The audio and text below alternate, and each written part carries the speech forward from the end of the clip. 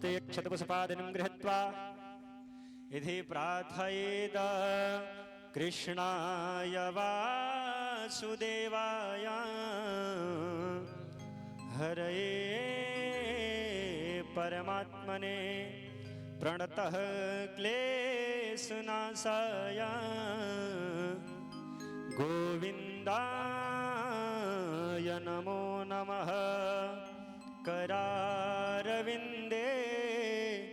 न पदारविन्दं मुखारविन्दे विनिवेशयन्तं भटस्य पुत्रस्य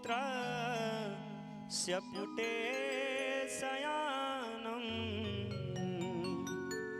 बालं मुकुन्दं मनसा स्मरामि बालं मुकुन्दं मनसा स्मरामि। प्रार्थना पूर्वकं अनंतानंत कोटि नमस्काराणं समर्पयामि इति व्यासपूजनम्।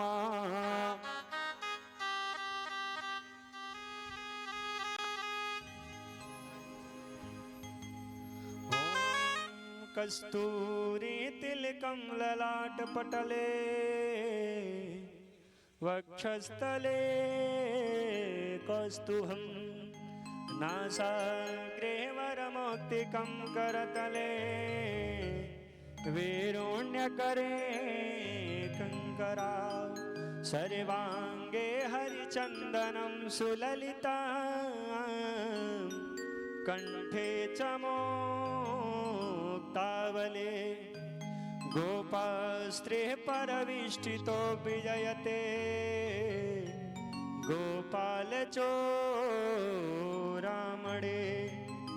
गोपालचोरामणे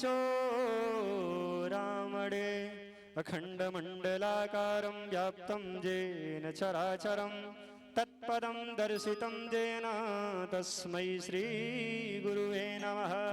तस्मै श्री गुरुवे नमः। प्रार्थना पूर्वकं अनंतानंत कोटि नमस्काराणं समर्पयामि।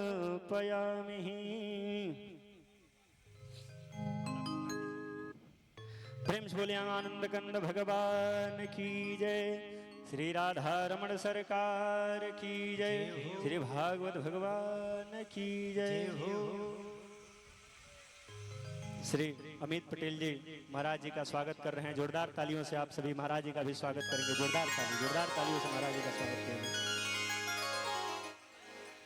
राजू डॉक्टर राजू कुमार पटेल जी महाराज जी का स्वागत कर रहे हैं। जोरदार तालियों से महाराज जी का स्वागत हो। और धन्य है यह जगह, धन्य है यहाँ के लोग कि इतने सुंदर कार्यक्रम को सुशोभित किया जा रहा है। इतना सुंदर कार्यक्रम किया जा रहा है। यह भव्य तरीके से श्री सप्तचंडी महायज्ञ का आयोजन किया गया है। तो धन्य है यहाँ के लोग, धन्य देश जहाँ सुरसरी धारा, धन्य थोर जहाँ नाम उचारा। वह जगह, वह नगर, वह स्थान धन्य हो जाता है जहाँ प्रभु के नाम का उच्चारण होता है, जहाँ प्रभु के नाम का गुणगान होता है। तो धन्य है गोपालगंज जिला, धन्य है यहाँ के लोग, और धन्य है यह काला मठेनिया ग्राम कि भगवान का भव्य तरीके से पूजन अर्चन वंदन किया जा रहा है। तो आप सभी से निवेदन है कि आप सभी विलंब न करिए और तुरंत अपने स्वगृह कार्य से निवृत्त होकर के तुरंत कथा पंडाल में पहुंच करके कथा पंडाल का शोभा बढ़ाइए और अपने जीवन को कृतार्थ करके अपने जीवन को मंगलमय बनाइए। क्योंकि कहा जाता है कि इस संत मिलन को जाइए तज ममताभिमान, जो जो डगे आगे बढ़े सो यज्ञ कोटि समान। तो प्रभु कहते हैं कि आप घर से निकलते हैं मन में निश्चित करके कि चल रहे हैं आज काला मठेनिया ग्राम में भगवान का पूजन हो रहा है, भागवत भगवान जी का कथा हो रहा है। तो घर से मन में निश्चित करके निकलते हैं तो एक डेग रखने से 100 यज्ञ 1000 फल करने का प्राप्त होता है। तो आप सभी विलंब न करिए, शीघ्र पहुंचिए। जो कमेटी के जितने भी मेंबर लोग हैं सभी से निवेदन है कि आप सभी कथा मंडप में पहुंचिए, कथा पंडाल में पहुंच करके और महाराज जी का स्वागत करिए, सम्मान करिए। श्रीमन नारायण, जय श्री राधे। हमारे इस कार्यक्रम के संयोजक, कार्यक्रम के अध्यक्ष, कार्यक्रम के स्तंभ कहे जाने वाले हमारे अमित पटेल जी इस कथा मंच पे उपस्थित है, तो इनके लिए जोरदार ताली बजाइए आप लोग। श्री अमित पटेल जी के जोरदार ताली बजाइएगा आप लोग। और मनीप पटेल जी के लिए जोरदार ताली बजाइए। यह सभी लोग अपने गृह कार्य को छोड़ करके और इस कथा पंडाल में लगे हुए हैं और तन मन धन से। तो आप सभी से भी निवेदन है कि आप सभी तन मन धन से इस कार्यक्रम में लगिए, क्योंकि कहा जाता है कि इस यज्ञ में जो भी व्यक्ति हमारे इस कथा के मुख्य यजमान श्री उमेश यादव जी पंडाल पे हैं, इनके लिए भी जोरदार ताली बजाइएगा। और उमेश पटेल जी, उमेश यादव जी से निवेदन है कि आप हमारी आवाज को सुन रहे हो तो कथा पंडाल में पहुंचेंगे, तो आप सभी शीघ्राति शीघ्र पहुंचिए और तन मन धन से इस यज्ञ में अपना सुशोभित करके और अपने जीवन को कृतार्थ करिए। जोरदार ताली बजाइएगा, महाराज जी का स्वागत हो रहा है, जोरदार ताली बजाइएगा। ये आरती प्रज्वलित करते हैं और श्री भागवत भगवान जी का आरती करते हैं। ओम इदगुं हविः प्रजननमेस्तु सद्वीरगुं श्रवगणगुं स्वस्ते आत्मसनि प्रजासनि पशुसनि लोकसन्य भयसनि अग्निः प्रजां बहुलां मे करोद्वन्नं पयोरेदो अस्मा शुद्धद। सभी लोग अपने अपने स्थान पर खड़े हो जाएंगे और भगवान जी का आरती करेंगे।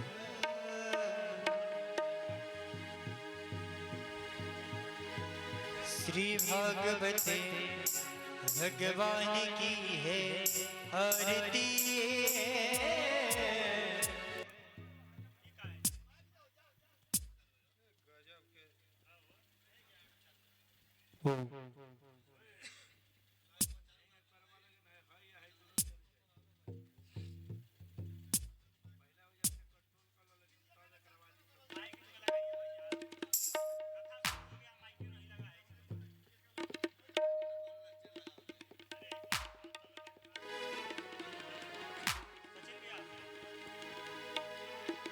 श्री भागवते भगवान की है आरती। पापियों को पाप से है तारते, तारती पापियों को पाप से है तारते। श्री भागवत भगवान की है आरती।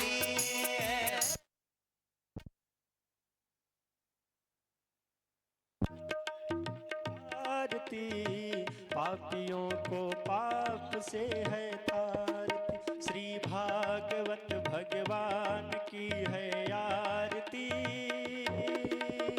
पापियों को पाप से है तारती, तारती पापियों को पाप से है तारती।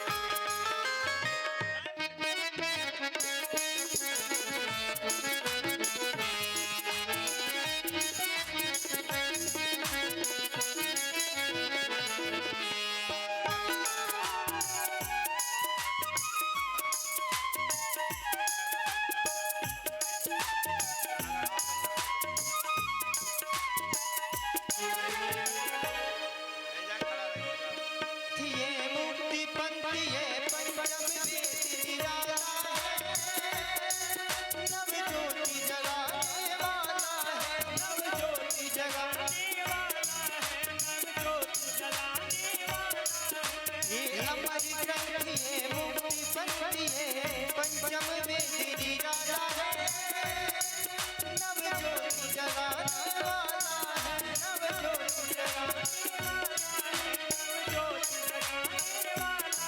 हरि नाम यही, हरि धाम यही, हरि नाम यही, हरि धाम यही। जग के मंगल की आरती, पाप से तारती, तारती पापियों को पाप से है तारती। सभी लोग खड़े हो जाइए। सभी भागवत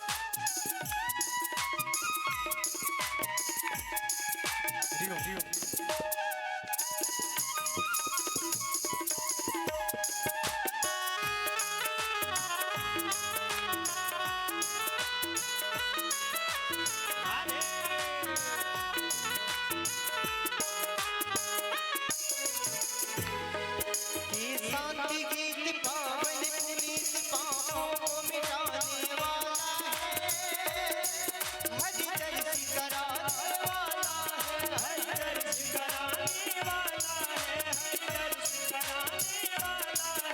ये शांति गीत पावन पुनीत पापों को मिटाने वाला है, हरि दर्श कराने वाला है, हरि दर्श कराने वाला है, हरि दर्श कराने वाला है।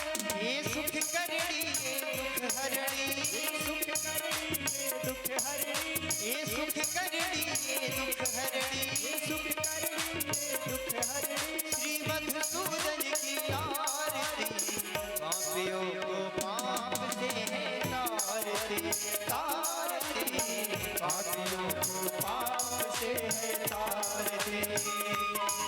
श्री भागवत भगवान की आरती है, पापियों को पाप से है तारती, पापियों को पाप से है तारती।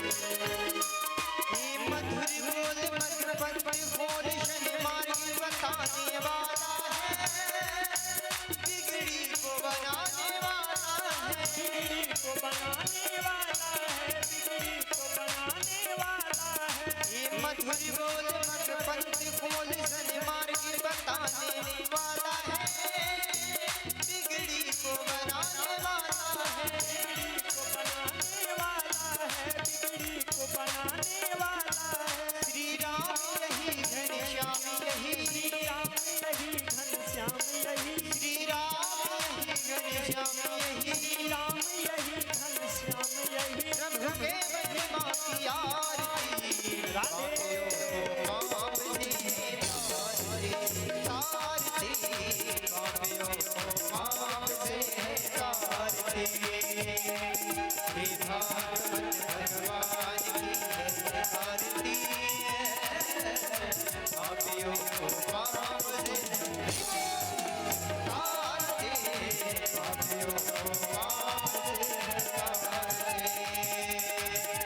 कर्पूर गौरम गरुडावतारम धन्धारतारम भजे सदा वसंत मेरयारविंद भवानी चैतन्य।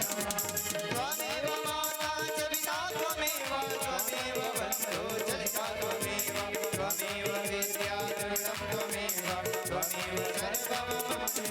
श्री भागवत भगवान की है आरती है,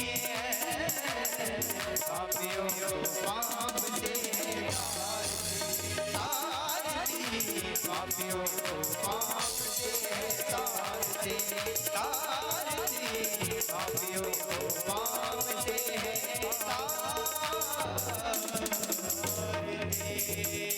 ओम जन्मजयंत देवस्थाने धर्माणि प्रथमन्याशन्य हरे अनागम महिमानः सचन्द्रयत् पूर्वे साध्या शान्ति देवा। हर हर त्रिगुणं पुष्पै देवाभिवन्दनम् आत्माभिवन्दनं परमात्माभिवन्दनं हर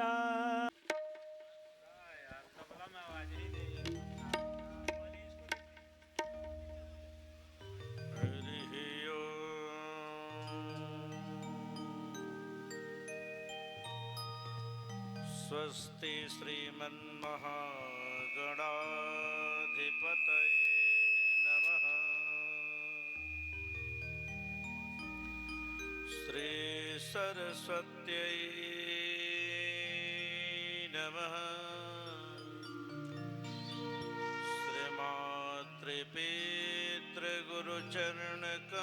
श्रीमातृपितृगुरुचरणकमलेभ्यो नमः।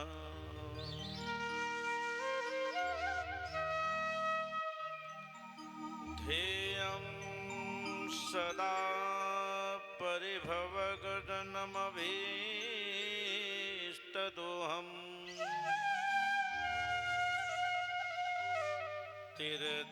तीर्थास्पदं शिवविरञ्जनितं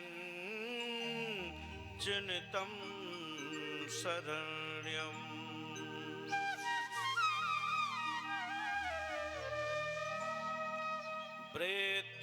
प्रेत्यार्तिहं प्रणतपाल भवाब्धिपूतम्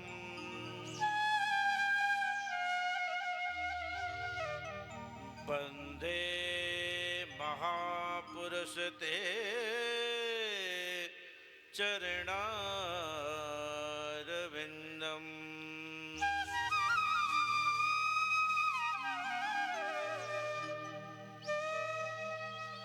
वंशी विभूषित करा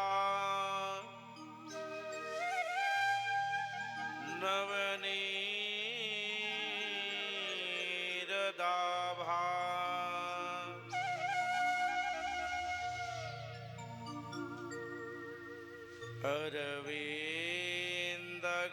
अरविन्दगात्रमनसा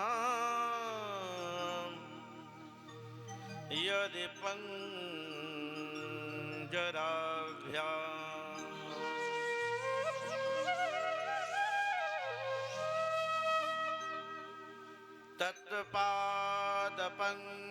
तत्पादपङ्कजमृतम्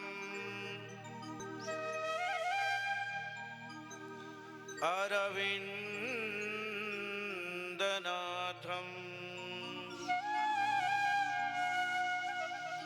कृष्णात् परम किमपि त्वयहं न जाने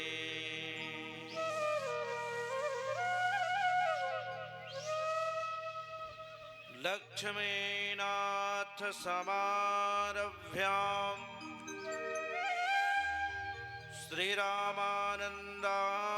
श्रीरामानन्दाय मध्यमा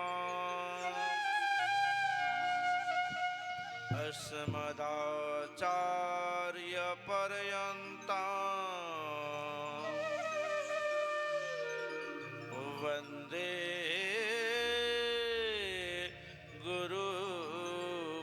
गुरुपरम्परा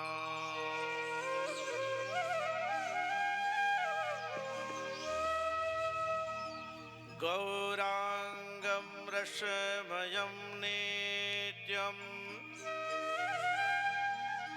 रसाचार्यं रसोत्सुकम्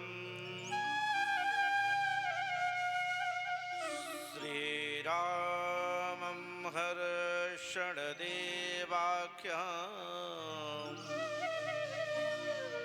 श्रीसद्गुरु प्रणमाम्यहम्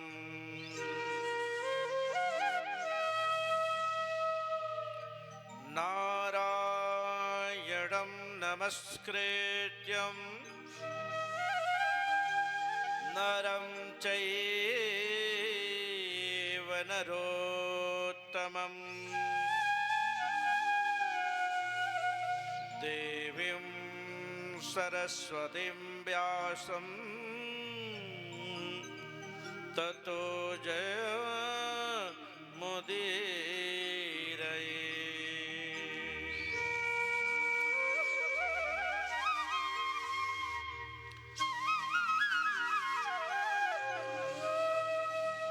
पितृदेव गुरुको प्रथमः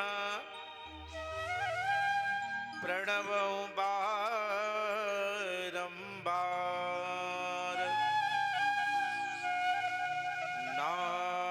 नामलेत जिहितममिते अगमहु अग्र संसार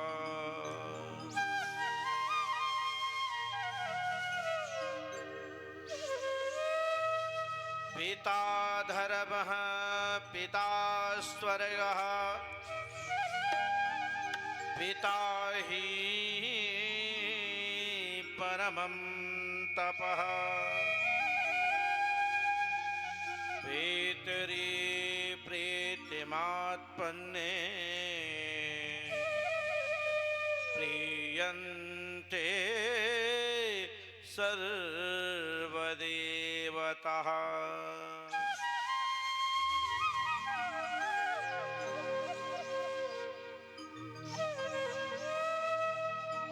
पितुः 10 गुणा माता गर्भधारण पोषणा यतो हि त्रिषु लोकेषु नास्ति सत्यसमो गुरु।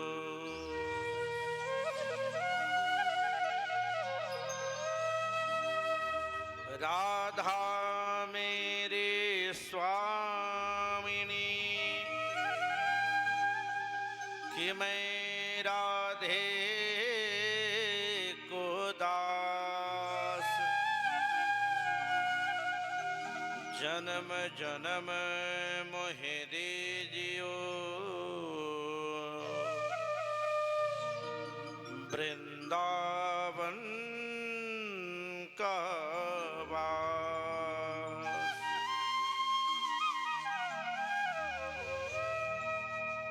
जय जय श्री राधा रमण, श्री जय जय नवल किशोर, जय गोपी चित चोर प्रभु, जय श्री माखन चोर, जय श्री माखन चोर। बोल वृंदावन बिहारी लाल की, सत्य सनातन धर्म की, यज्ञ नारायण भगवान की, भागवत महापुराण की, भारत माता की जय जय। श्री राधे श्याम।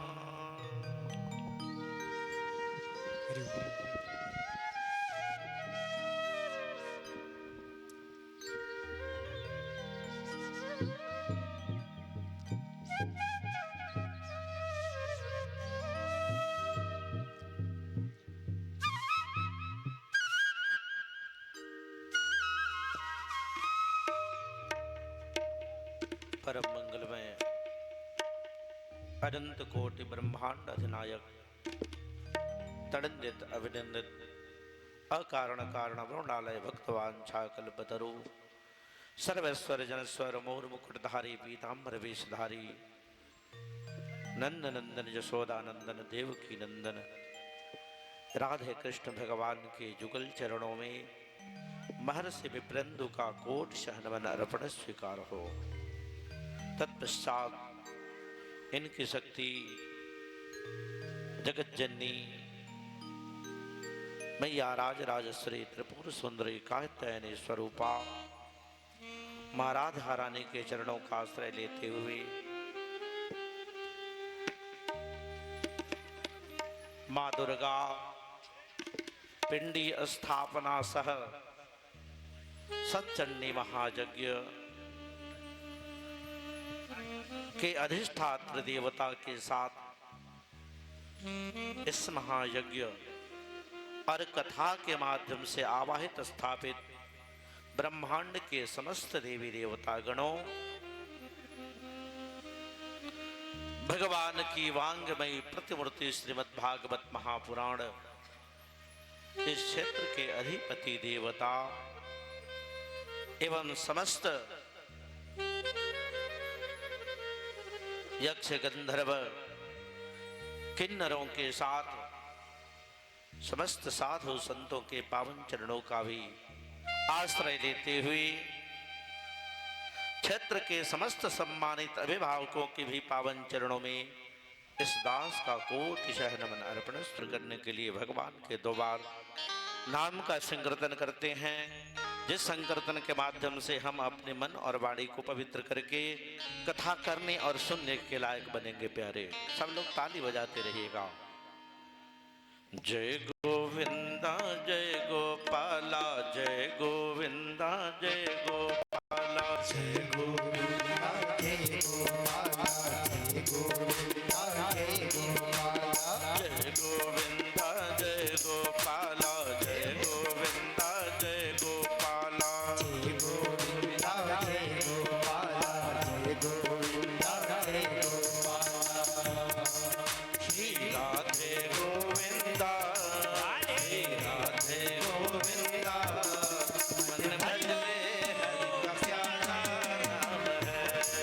श्री राधे गोविंदा, श्री राधे गोविंदा, मन भज ले हरि का प्यारा नाम है। श्री राधे गोविंदा, श्री राधे गोविंदा, मन भज ले हरि का प्यारा नाम है। श्री राधे गोविंदा, श्री राधे गोविंदा, मन भज ले हरि का प्यारा नाम है। मन भज ले हरि का प्यारा नाम है। भज ले हरि का प्यारा नाम है। गोपाला हरि का प्यारा नाम है। गोपाला हरि का प्यारा नाम है। श्री राधे गोविंदा, श्री राधे गोविंदा, मन भज ले हरि का प्यारा नाम है। हरि बोलो, जय श्री राधे।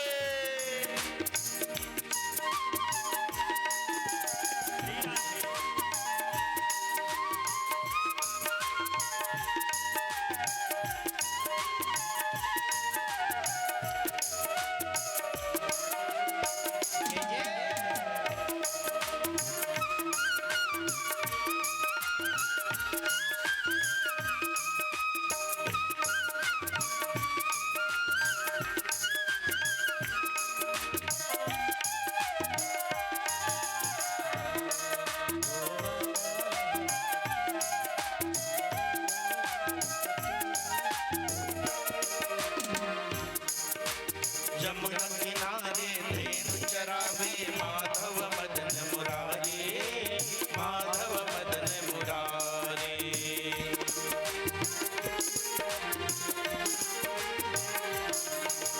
यमुना किनारे धेनु चरावे, माधव मदन मुरारी, माधव मदन मुरारी।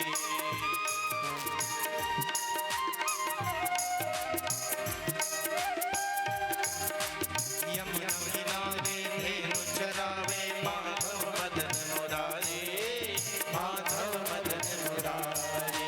मदन मुरलिया जब बजावे, मदन मुरलिया जब बजावे, खोवे सुध बुध सारे। गोपाला हरि का प्यारा नाम है। श्री राधे गोविंदा, श्री राधे गोविंदा, मन भज ले हरि का प्यारा नाम है। श्री राधे गोविंदा, श्री राधे गोविंदा, मन भज ले हरि का प्यारा नाम है। हरि बोलो, बोल कृष्ण कन्हैया लाल की हो।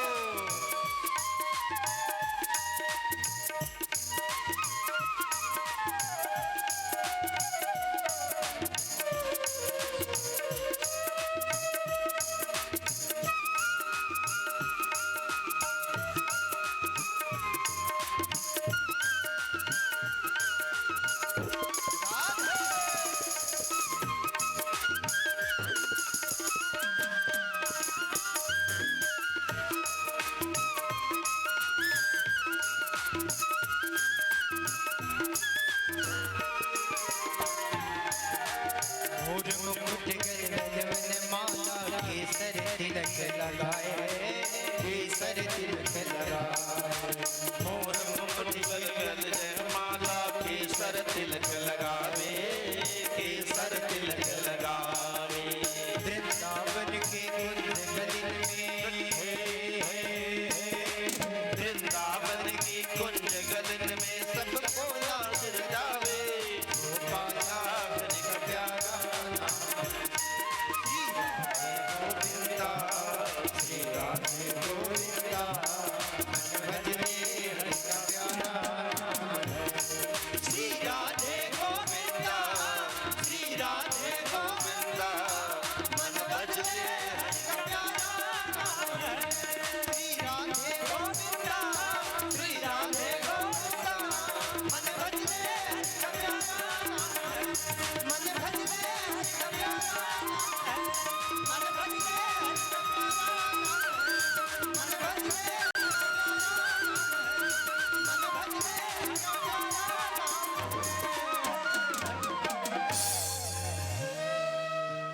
भागवत महापुराण की, यज्ञ नारायण भगवान की, अपने अपने गुरु महाराज की, अपने अपने माता पिता की जय जय श्री राधे श्याम।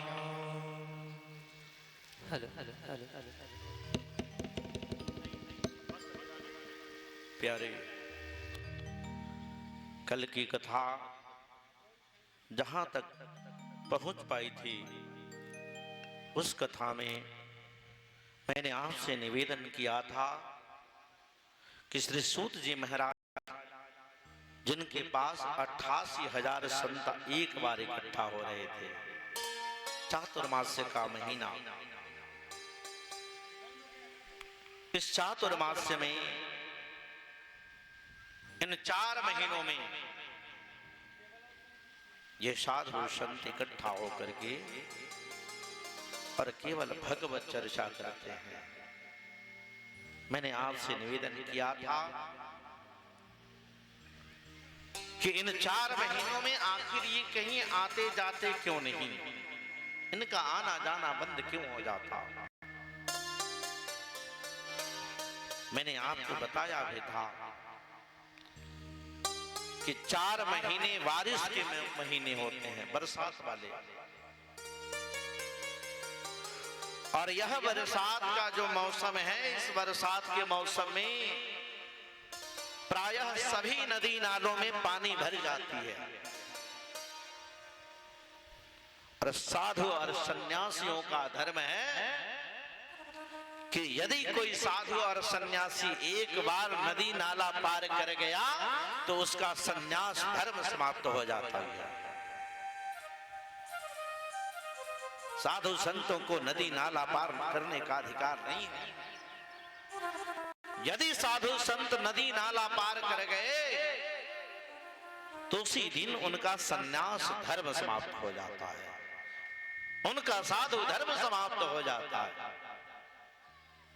इसलिए ये 4 महीना कहीं जाते नहीं, अपितु कहीं किसी आश्रम में बैठ करके और भगवत चर्चा होती है। आवाज साफ मिल रही है आप लोगों को? मेरी बात समझ में आ रही है?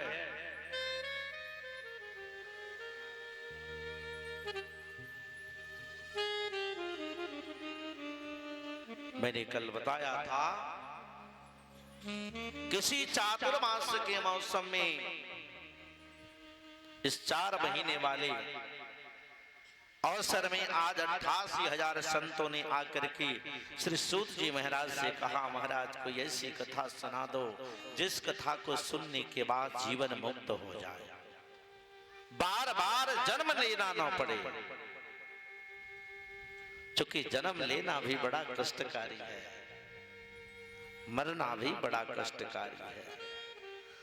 जन्मत मरत असह दुख होई, जन्मत मरत असह दुख होई, जन्मत मरत असह दुख होई।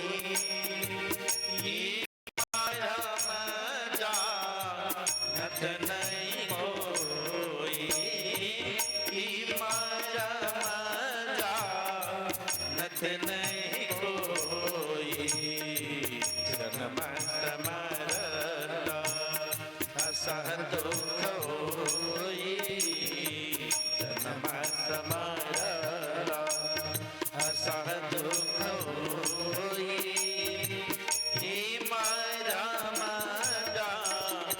नथ नहीं कोई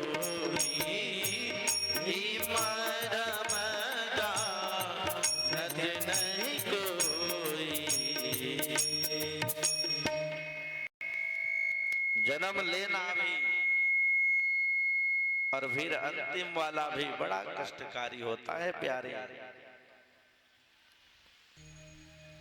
इसलिए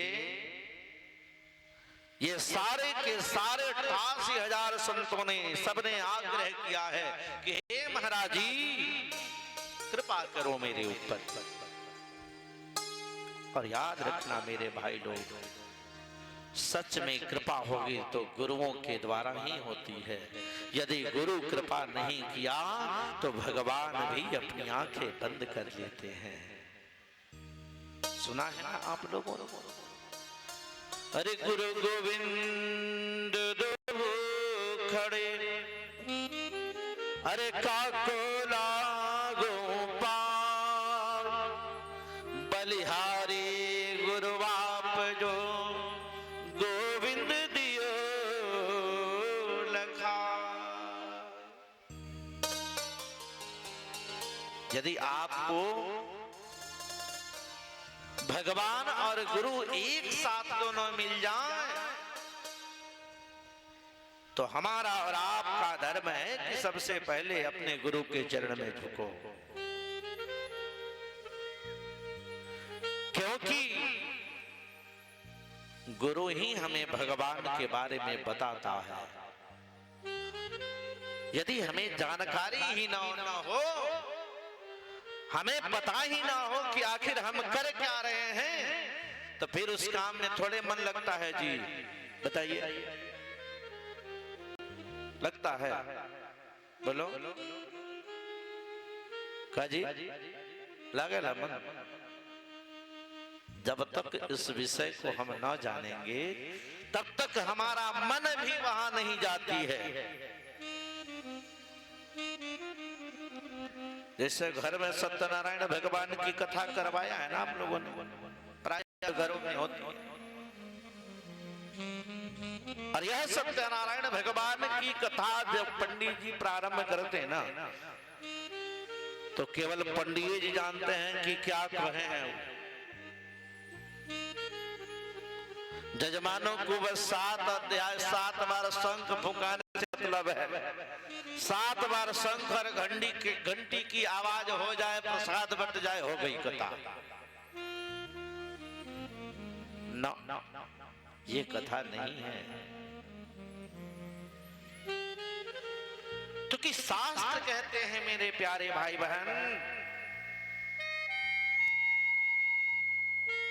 कि जब तक उस विषय को आप जानेंगे नहीं तब तक उसका कोई फायदा नहीं है, कोई भी फायदा। क्योंकि शास्त्र में ऐसा वर्णन आता है कि सद्यः फलति गांधर्वम् मासमेकं पुराणकम् वेदा फलन्ति कालेषु ज्योतिर्वैद्य निरंतरम्। यह श्लोक हमें उस ओर लेके जाती है जहां हमें कुछ समझने की बात आती है। यदि कोई बात आपको कोई समझा रहा हो और वो बात समझ में नहीं आती है तो आपका मन लगता है वो बात सुनने में। माता जी लोग बताइए, मन लगेगा? जब समझ में ना आई तो मन लगी न लगी। और जब मन न लगेगा तो फिर हम उस रास्ते पे चलेंगे कैसे हो, जब जानेंगे ही नहीं।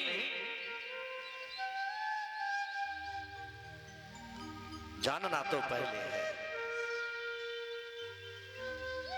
इसलिए सद्गुरुओं के चरणों में जाओ जहां गुरु से कुछ प्राप्त हो सके। और केवल सौनकादि 88,000 ऋषि ही नहीं, अपितु हम लोगों का भी यही धर्म है कि यदि कुछ विशेष करना है संसार में, यदि मुक्त होना है, तो हमें अपने गुरुओं के चरणों में ही रहना चाहिए। पर क्या करोगे? आज चेला मिलता कहाँ है हो? आज तो जो मिले चेला गुरुए मिलते हैं सब ना। आज चेला कोई बनने को तैयार ही नहीं है।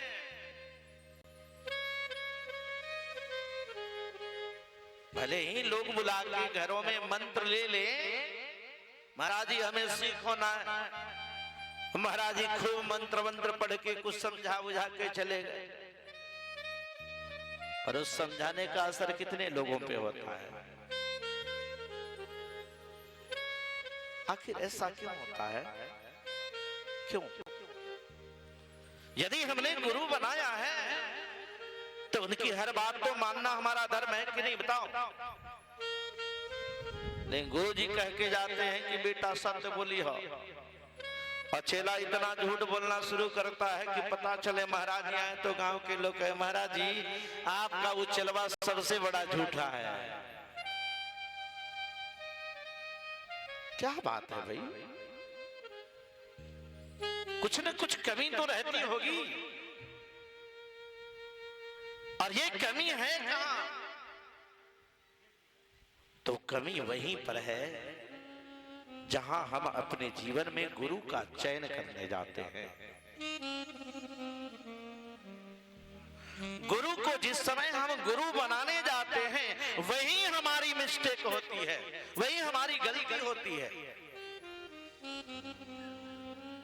क्योंकि आजकल लोग गुरु भी अपने लायक ही बनाते हैं। बोलो राधे राधे। आज महाराज जी भी वैसे ही बनाए जाते हैं जो हमारे लायक हो, हमारी प्रशंसा करे, झूठी प्रशंसा करता रहे। न हो आके घर में लड़का खेला जाए, लाखों गलती करने के बाद भी महाराज जी एक शब्द न बोले, उसको आज गुरु बनाया जाता है। याद रखना, यदि आपके भय में जीने वाला कोई गुरु आपको मिलता है तो आपका जीवन में कभी कल्याण होने वाला नहीं है, अपितु आप इतने बुरे तरह से फंस जाओगे जहां से निकलने का कोई दूर दूर तक रास्ता नहीं दिखेगी। और यही गलती होती है हमारे जीवन में, चूंकि मंत्र लेना देना ये बड़ा बेहद काम है, बड़ा ही कठिन कार्य है। गुरु ऐसे नहीं बनते, सब गुरु नहीं होते हैं।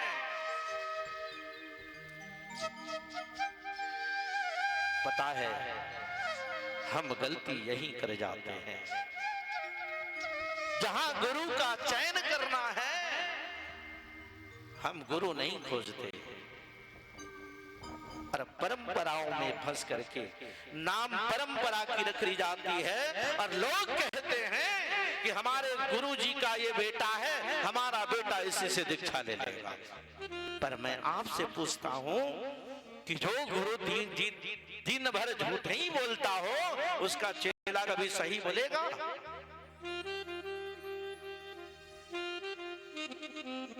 महाराज जी लोगों का तब पूछिए महाराज जी पर पूर्ण विश्वास हो और गुरु शास्त्र का सम्यक ज्ञाता हो। यदि ऐसा गुरु जीवन में मिला तब तो जीवन मुक्त हो जाए, जन्म और मृत्यु का जो बंधन है खत्म हो जाए, और बाकी दूसरा वाला मिल गया ना। आज क्या है, किसी महाराज जी को पता नहीं है, प्रायः कुछ लोगों को है पता, लेकिन प्रायः लोगों को ये पता नहीं कि हमें मंत्र कौन देनी है, क्या मंत्र देंगे। चेला कहता है महाराज जी खाए पिए वाला मंत्र दे दिया, महाराज जी लोग खुश होके कहते हैं हाँ बेटा ऐसा ही मंत्र हम दे रहे हैं। ऐसा भी कोई मंत्र बना है क्या दुनिया में जी?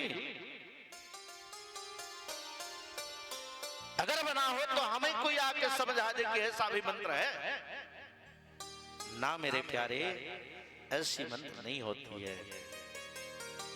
मंत्र में सात्विकता होती है, और यदि मंत्र में सात्विकता नहीं है तो उस मंत्र में चेतना नहीं आएगी, और जब चेतना नहीं आएगी तो चाहे लाख बार भी कोई गुरु अपने शिष्य के कान में फूंक दे मंत्र को, पर उस मंत्र से कुछ बनने बिगड़ने वाला नहीं है।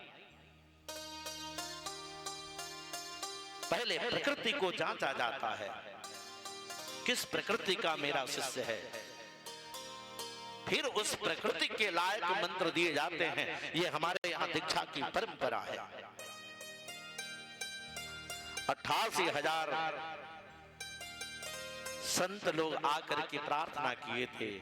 उस प्रार्थना को सुन करके श्री सूत जी महाराज, मैंने बताया था, अपने गुरुदेव का स्मरण कर रहे हैं श्री सुखदेव जी को। और तब जाकर के उन्होंने प्रारंभ कर दिया। कहने लगे, ऋषियों, आपने जीवन से मुक्त होने की बात कही है, आप ध्यान से इस विषय को सुनना। एक बात याद रखिएगा, जब भी कोई महंगी वस्तु कोई आपको देता है रखने के लिए ना, तो जरूर कहेगा इसको संभाल के रखना। और गुरु अथवा कोई कथावाचक आपको कहे कि ध्यान से सुनना, इसका अर्थ है कि कोई विशेष बात बताने वाला है, इसलिए ध्यान एकदम केंद्रित होनी चाहिए। कहते हैं कि बड़ी ध्यान से सुनना जिस विषय को मैं कहने जा रहा हूं। और तब उन्होंने कहा कि हे ऋषियों, ऐसी कथा अगर सुनना चाहते हो तो वो केवल भागवत जी की कथा है। 88,000 ऋषि कहते हैं कि महाराज जी, हम कैसे मान लें कि भागवत में इतनी ताकत है? कुछ तो प्रमाण होना चाहिए। जैसे कोई सामान खरीदने जाते हो तो गारंटी पूछते हो ना। लोग कहता है ना कितना दिन चलेगा ये सामान, तो इसकी क्या गारंटी है कि भागवत ही एक ऐसा विषय है जो जीवन से मुक्त कर दे? इसकी भी तो कुछ गारंटी होनी चाहिए। श्री सूत जी महाराज कहते हैं कि हाँ ऋषियों है। बोले प्रमाण दीजिए हमको। बड़ी सुंदर बात बताते हैं। शूकम नत्वान बदन शरवे स्वकार्य कुशल सुर कथा सुधाम प्रयच्छस्व गृहेत्येव सुधामिमम्।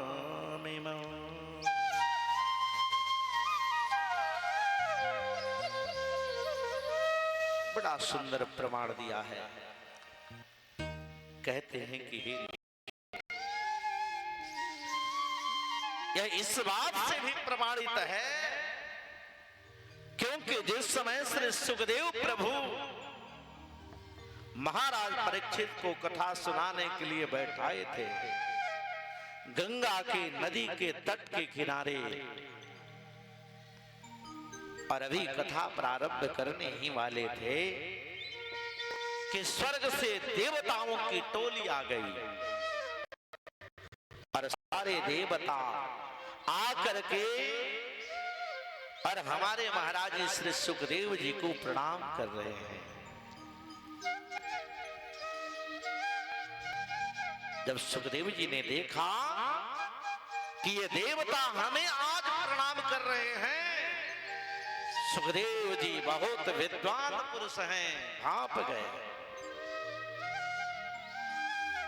आज लगता है कि कुछ न कुछ होगा। सुखदेव जी एकदम शांत मुद्रा में बैठे रहे।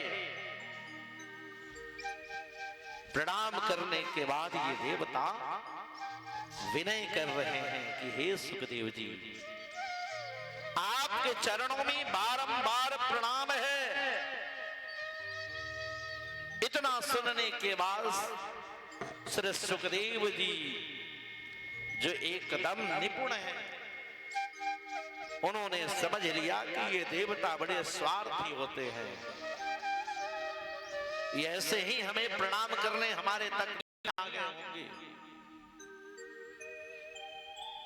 ये जून के दोस्त होते हैं। देहात में कहा जाता है जून के यार। जरूरत पड़े तो हमारे महाराज जी, और जरूरत सिद्ध हो गया तो कहेंगे महाराज जी। हम महाराज जी को देखें तो थोड़ा उधर से घूम के चले जाओ। राधे राधे, जोर से बोलो राधे राधे।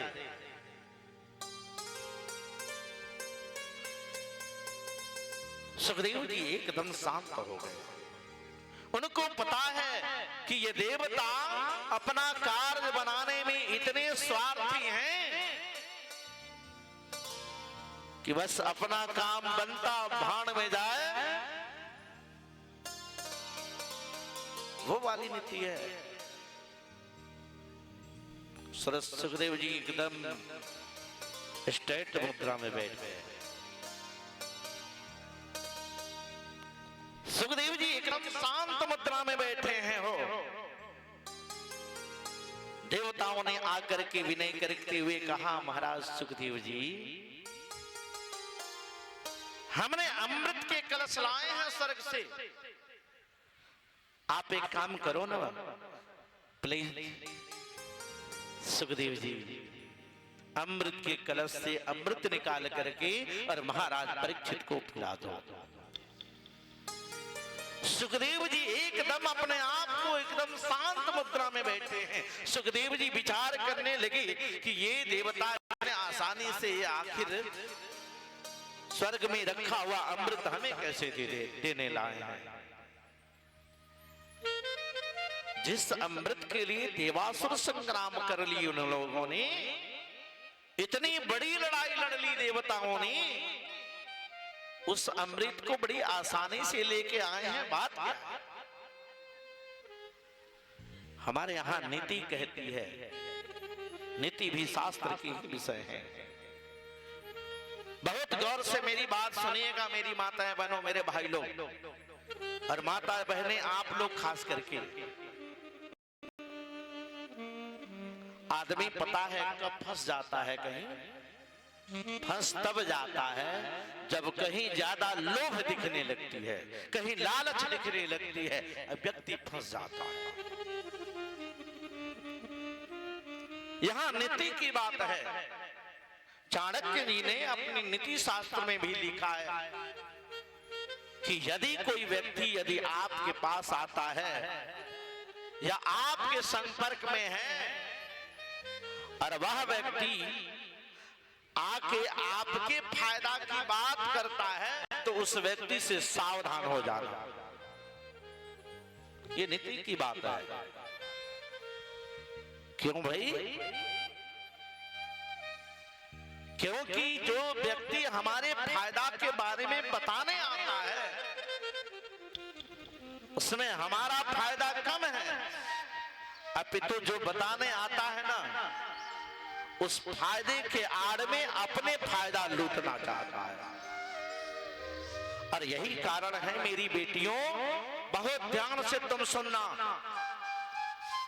यही कारण है कि आज कम उम्र में आज की बेटियां किसी लोभ और लालच में फंस जाती हैं और जीवन नरक हो जाता है। बोलो राधे राधे राधे। इसलिए यदि कोई बात कोई करता है आपसे और उसमें आपके फायदा को गिनाता है तो उससे दूरी बना लीजिए, क्योंकि आज तो फायदा गिना देगा, आज तो आपका लाभ गिना देगा, लेकिन बाद में वही दिल्ली में आज करीब साल भर पहले एक घटना घटी थी। 80 टुकड़ा काट के फ्रिज में उसने रखा था। अगर ये लालच नहीं होता तो वो बिटिया आज इस संसार में होती। नीति की बात है।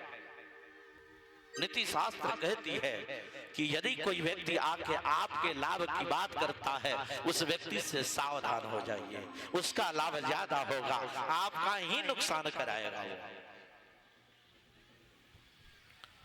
सुखदेव जी शांत हो गए।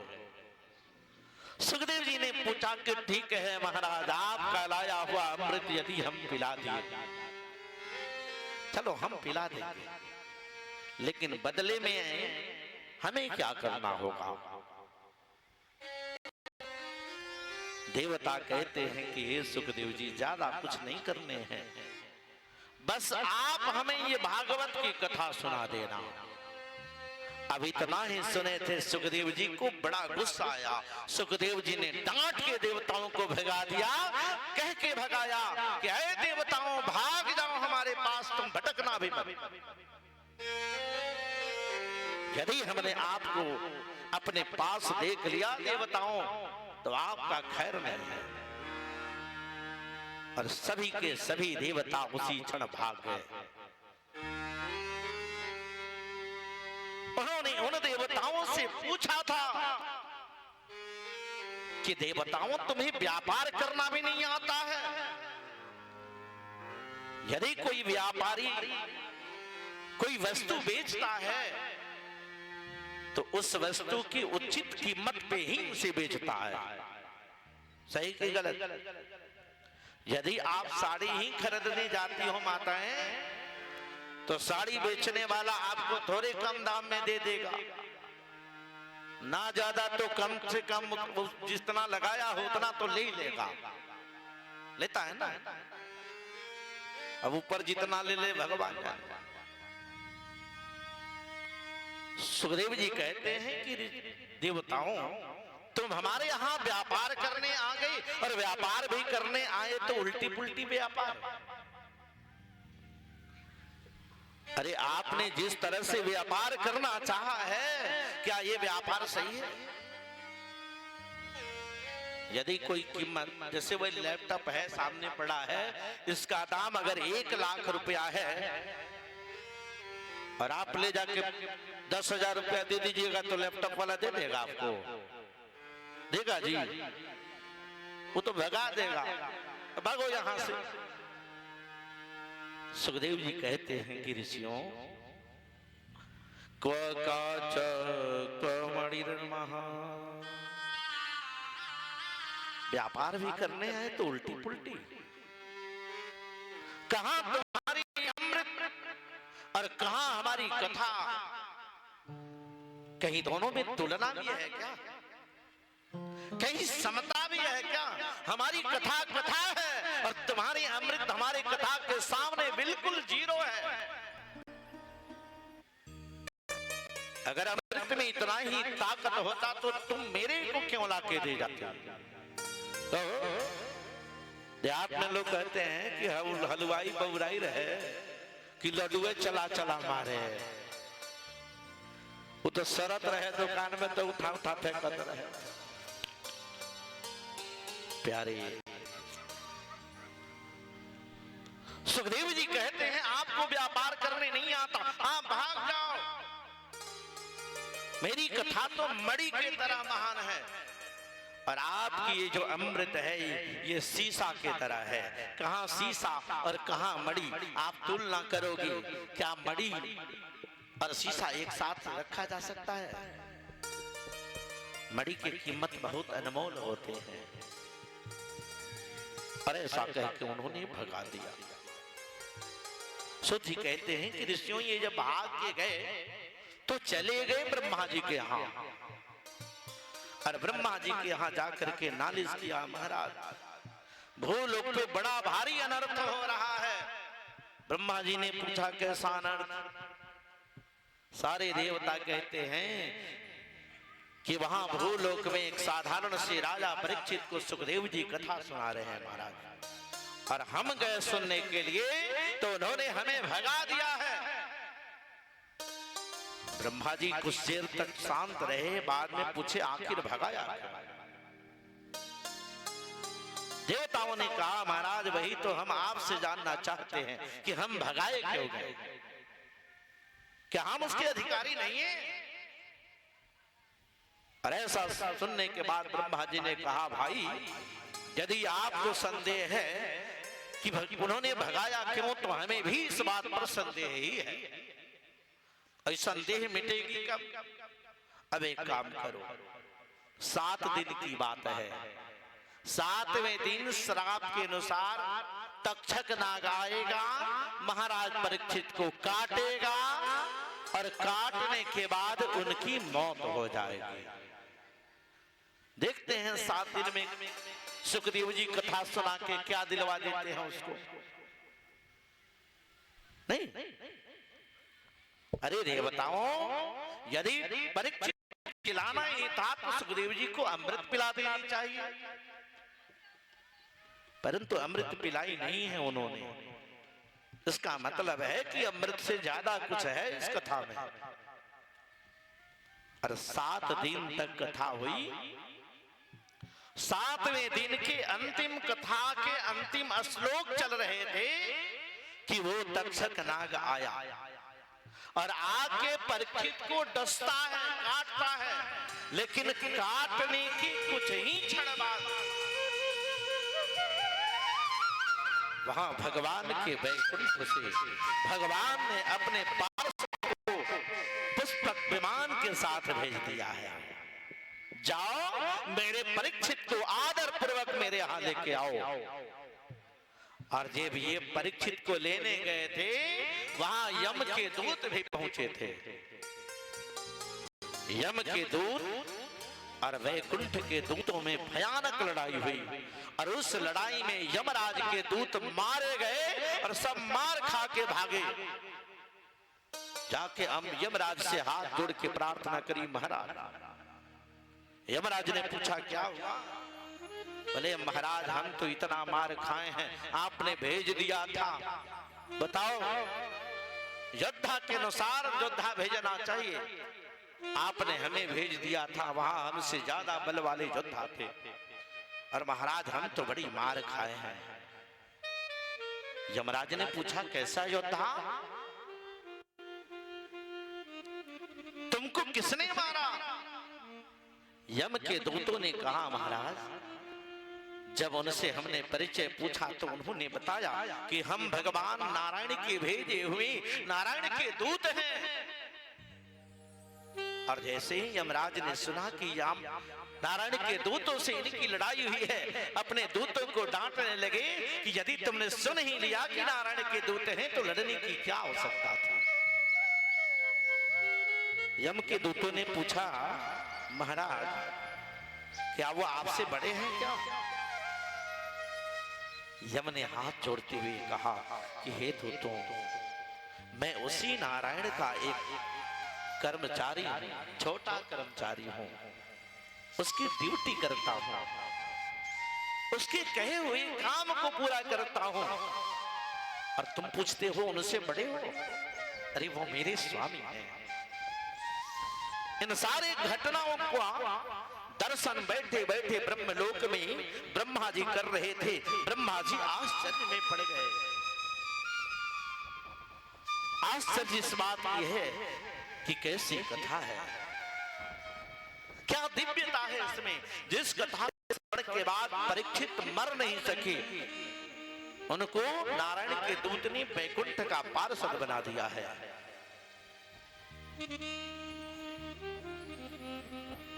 ब्रह्मा जी ने स्वर्ग लोक में एक तराजू बांधी और तराजू बांध करके दुनिया के सारे धर्म ग्रंथों को इकट्ठा किया है। हो तराजू के दोनों पलड़े एक तरफ भागवत जी के ग्रंथ रख दिए और दूसरे तरफ दुनिया के सारे ग्रंथ रखे हैं। अरे सत्यलोकम तुलावध्वा, अपने लोक में उन्होंने तुला लटकाई है और लटका करके दोनों तरफ, एक तरफ भागवत जी का ग्रंथ और दूसरे तरफ भारत के सारे ग्रंथों को रख दिया गया।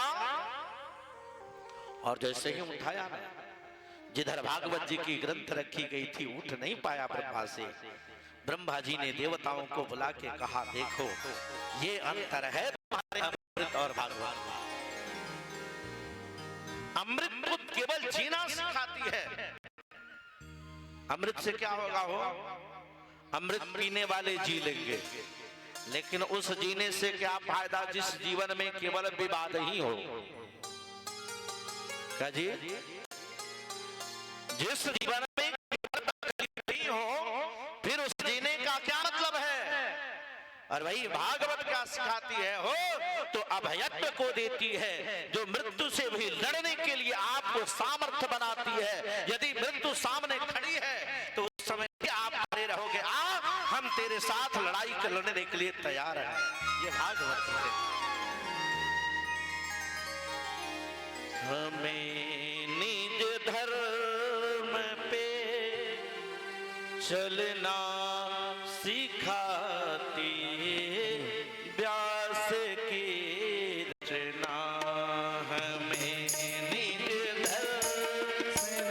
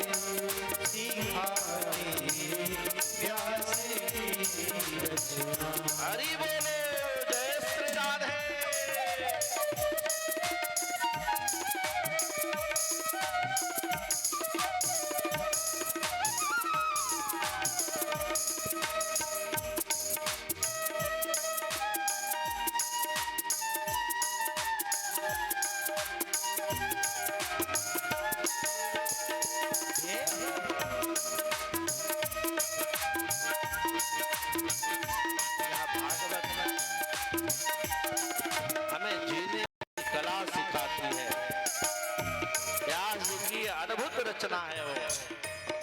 व्यास जी ने जितनी रचना की है ना, उन सारी रचनाओं में ये बड़ा अद्भुत है। 17 पुराण लिखने वाले व्यास जी, ये पुराण उनसे नहीं लिखा जा रहा था।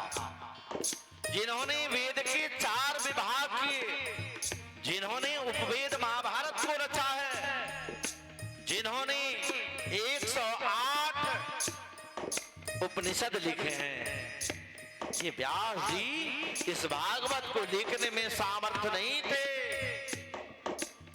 पर जब लिखा तो ऐसा ग्रंथ दिया जो हमें और आपको जीने की कला सिखाती है। कैसे जीना चाहिए, कैसे व्यवहार होना चाहिए हमारा, ये भागवत ग्रंथ समझाती है हो। जिन्हें सने सार सागर से उतर गए पार जाना है। जिन्हें सने सार सागर से उतर गए पार जाना है। जिन्हें सने सार सागर से उतर गए पार जाना है। उतर कर पार जाना है। उन्हें सुख से किनारे पर, उन्हें सुख से किनारे पर लगाती व्यास की रचना में मीत है। सिखाती व्यास की रचना सदा शुभ आचरण करना। सिखाती व्यास की रचना सदा शुभ आचरण करना। सिखाती व्यास की रचना। ये बड़ी अद्भुत रचना है वो। कुछ लोगों का मानना है कि भगवान कन्हैया की बहुत सी लीलाएं जो है वो करने योग्य नहीं है। पर मैं आपको बता दूं, हमें तब समझ में नहीं आती है जब इसको समझना नहीं चाहते। लेकिन जिस दिन समझ जाओगे कन्हैया के चरित्र को, कन्हैया का चरित्र बड़ा एकदम दूध सा सफेद है हो।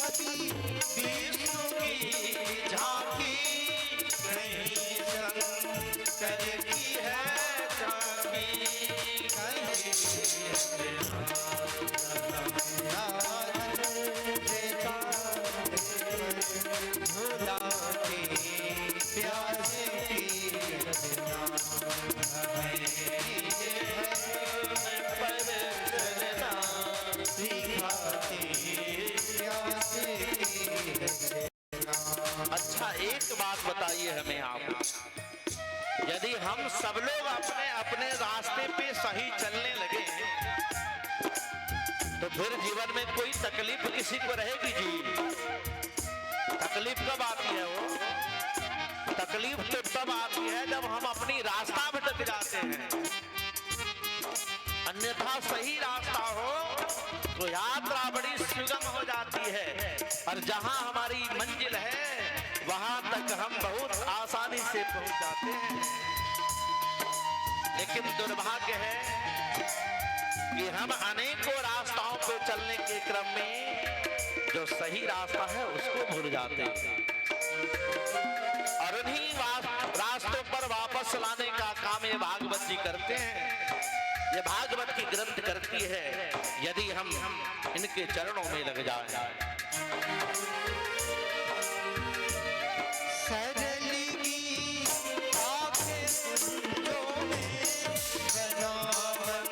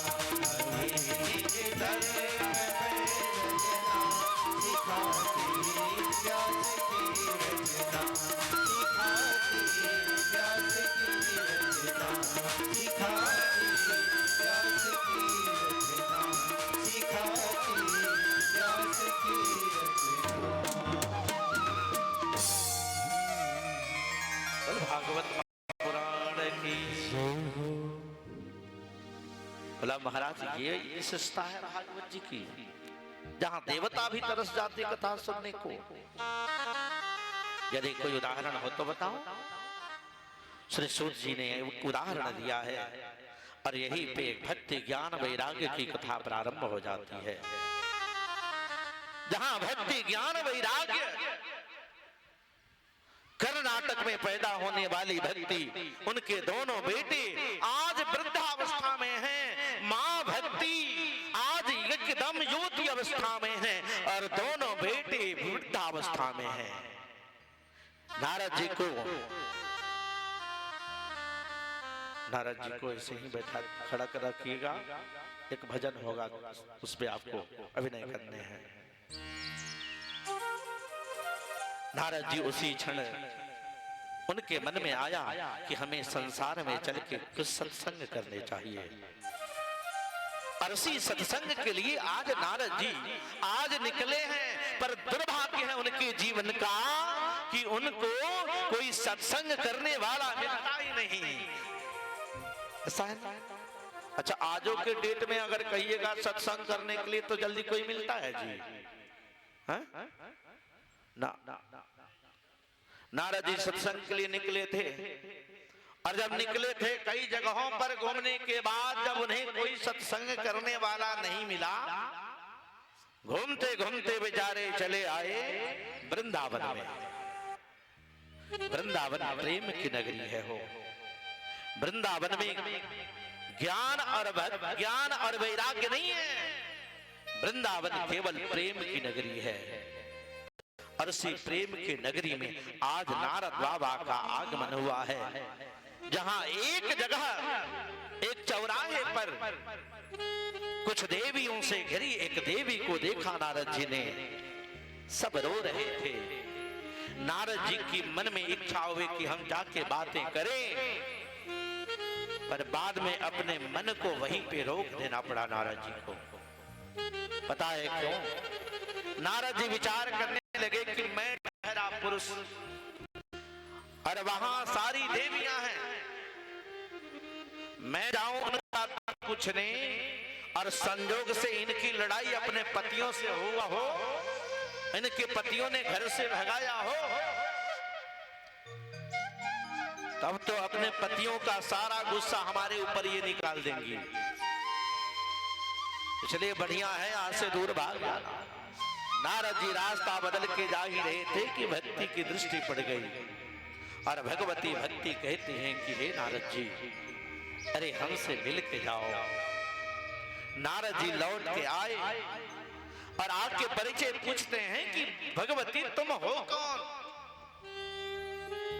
ये भक्ति कहती हैं उत्पन्ना द्रविड़ा देशा। अरे नारद जी, मैं भक्ति हूं।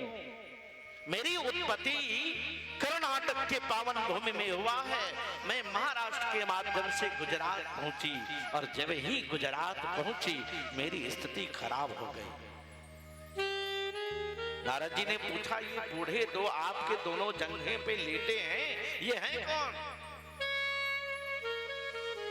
भगवती भक्ति कहती है नारद जी, ये दोनों मेरे बेटे हैं। नारद जी को बड़ा आश्चर्य होने लगा और आश्चर्य तो आपको होगा क्योंकि आपने भी नहीं देखा होगा कि मां युवती हो, नौजवान हो और बेटे बूढ़े हो गए हो। ऐसा होता है जी, लेकिन यहां तो हो रहा है। भगवती भक्ति आज एकदम नवयुवती हैं और दोनों बेटे ज्ञान वैराग्य दोनों वृद्ध हो गए हैं। चेतना समाप्त हो गई है। नारद जी ने पूछा, भगवती हम तो आज बड़ी आश्चर्य वाली बात सुन रहे हैं, ये आपके बेटे हैं? बोला हाँ, ये दोनों बेटे हैं। सारी बातें बताई। भक्ति कहती है कि नारद जी, जब मैं प्रकट हुई थी ये दोनों मेरे बेटे आए और हम सब सही थे महाराष्ट्र तक हम सही थे, लेकिन महाराष्ट्र के बाद जब ही गुर्जतम गुर्जरऊ गतऊ, जब ही गुजरात के पावन भूमि पे हमारी कदम पड़ी, हमारी स्थिति गड़बड़ हो गई। बोले क्यों? बोले पाखंडी नीरता संता। भक्ति कहती है कि नारद जी, जहां पाखंड होता है ना, वहां हमारी स्थिति ऐसे ही हो जाती है। लेकिन नारद जी, यहां आने के बाद एक परिवर्तन हुआ है। नारद जी ने पूछा, देवी कौन से परिवर्तन हुए हैं? देवी कहती हैं कि हे नारद जी, यहाँ आने के बाद मैं तो नवयुवती हो गई, लेकिन दोनों मेरे बेटे बूढ़े हो गए। बूढ़ा होने का तात्पर्य क्या है? बूढ़े होने का तात्पर्य है कि वहां ज्ञान और वैराग्य नहीं है। यदि कोई चाहे कि हम ज्ञान और वैराग्य से अपने मोक्ष को प्राप्त करने में वृंदावन में पटेल जी, तो वृंदावन में इन दोनों का अभाव होता है। वहां एक ही है और उनका नाम है भक्ति, क्योंकि प्रेम की नगरी है और भक्ति भी प्रेम स्वरूपा होती है। नारद जी ने कहा, तो देवी हम क्या कर सकते हैं? भक्ति कहती है, नारद जी आप यदि कोई उपाय कर दो, हमारे दोनों बेटे सही हो जाए। नारद जी ने पूछा, आपके बगल की ये देवियां कौन हैं? भक्ति कहती है कि गंगा आदि नदियां हैं जो हमारी सेवा में आई हैं। नारद जी ने अपनी पोथी पटरा खोल के बीच सड़क पे बैठ गए और एक बार नहीं, गीता पाठ मुहुर मुहुर, वेद वेदांत घोषश्चै, गीता पाठ मुहुर मुहुर, वेद वेदांत का पाठ शुरू किए। बाद में अनेकों बार गीता के पाठ करने पर भी कोई फायदा नहीं हुआ। बाद में आकाशवाणी हुई, नारद जी थोड़ा सा प्रयास करो, आप सफल हो जाओगे। नारद जी विचार करने लगे, तब से इतना परिश्रम कर रहा हूं, अब कैसा परिश्रम। नारद जी ने अपनी पोथी पतला बांधी और भक्ति को ये वचन दे करके, हे भक्ति मैं जा रहा हूं, कहीं न कहीं किसी न किसी उपाय से मैं इन्हें ठीक करूंगा, पहले सत्कर्म न्यूनो शुच कहा, इस शब्द का अर्थ जान के आने दो।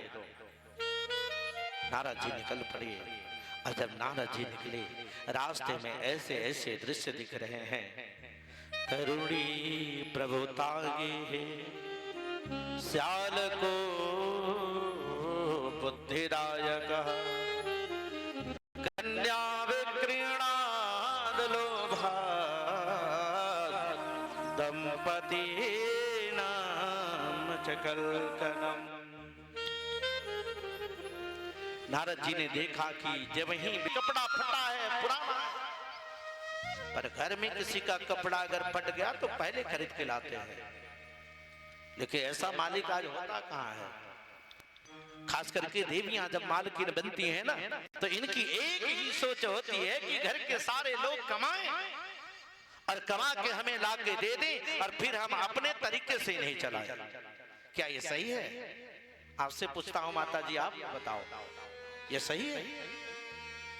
लेकिन ऐसा हो रहा है, ऐसा ही होता है आज समाज में।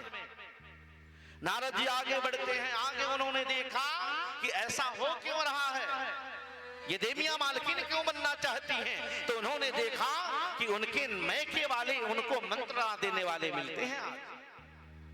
आज एक भी देवियां अपने सास से, अपने जेठानी और छोटानी ननद से कोई राय नहीं लेती हैं।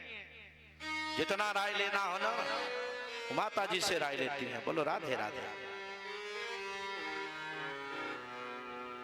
बड़ा दुर्भाग्य का विषय है। नारद जी आगे बढ़ते हैं और विचार करते हैं कि आखिर यहां से मंत्रणा कैसे आने लगे। तो उन्होंने देखा कि आजकल शादियां तो हो ही रही नहीं है। अब आप कहिएगा कि ना महाराज जी आज तो रोज लगभग लगने लगन बा। तो एक बात याद रखना, ब्याह और विवाह दोनों में अंतर है। मैं कई बार बोल चुका हूं इस विषय को। विवाह और ब्याह में बी उपसर्ग है, दोनों में उपसर्ग लगा है। एक में वाह शब्द जुड़ा है और दूसरे में आह शब्द जुड़ी हुई है। दोनों का अलग अर्थ हो जाता है। वाह का मतलब होता है ढोना, वहन करना। जैसे पहले जो विवाह होते थे ना, यदि लंगड़ भी अगर पति मिल गया तो कोई देवी अपने तरफ से कभी उस पति को परित्याग नहीं की है। और यदि दुर्भाग्य से अंधी देवी जी मिल गई तो भी कोई पति अपने पत्नी पर कभी तंच नहीं कसा है। उनका हाथ एक बार थाम लिया तो मरते दम तक वो एक साथ रहे हैं। ये विवाह होता था, ढोया जाता था। लेकिन आज तो ब्याह होते हैं, 1 महीना तक तो खूब बढ़िया लागे कि चंद्रमुखी आई बाई, लेकिन 1 महीना 2 महीने के बाद जब दोनों एक साथ रहने लगते हैं, एक दोनों की कमियां समझ में आने लगती है तो दोनों में होता है विवाद। और यह विवाद किसी घर से अछूता नहीं है। ऐसा मत कहिएगा कि हमारे घर में ये विवाद नहीं है, ये प्रायः घरों की बात मैं कर रहा हूं। नारद जी ने देखा कि आजकल विवाह होते ही नहीं, आज तो केवल खरीदा बिका जाता है। नो, जहां सौदा पट जाए, जितना में लड़का खरीदा जाए। नारद जी के आंख से आंसू बहने लगे, नारद जी रोने लगे। नारद जी क्यों रो रहे हैं? क्योंकि दंपति नाम चकल कदम। आज इस कली काल में कोई पति और पत्नी का जोड़ा नहीं मेरे प्यारे भाई बहन। ना ज्यादा लड़ाई होना तो कम से कम आंख लाल पियर ना हो जाए।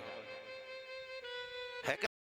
बताओ आप लोगों में किसी की जोड़ी बताओ 24 घंटे में लड़ाई ना हो तो आंखों लाल पियर ना हो ही जाता है। नारद जी विचार कर रहे हैं कि जिस पति पत्नी में अतिशय प्रेम होना चाहिए, ये आपस में इतना लड़ाई झगड़ा। नारद जी रोने लगते हैं, आंख से आंसू आने लगती है। रोवतार नारद महनमा हो, रोवतार नारद महनमा हो, दुनिया में शोर हो गई। रोवतार नारद महनमा हो, दुनिया में शोर हो गई। रोवतार नारद महनमा हो, दुनिया में शोर हो गई।